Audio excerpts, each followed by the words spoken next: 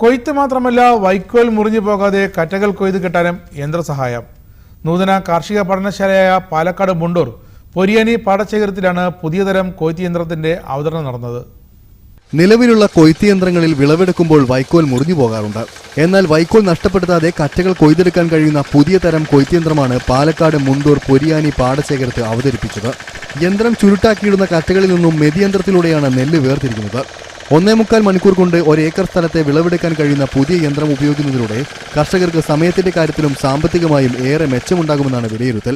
ഏറ്റവും ചെറുകിട കർഷകർക്ക് ഏറ്റവും അനുയോജ്യമായൊരു മെഷീനാണ്. കാരണം നമുക്ക് പലപ്പോഴും ഈ കൊയ്ത്ത് മെഷീൻ, വലിയ മെഷീനുകളൊക്കെ കിട്ടാത്ത സമയങ്ങൾ, അതുപോലെ ചെറിയ സ്ഥലങ്ങളിലേക്ക് ഏറ്റവും അനുയോജ്യമായ മെഷീനാണിത്.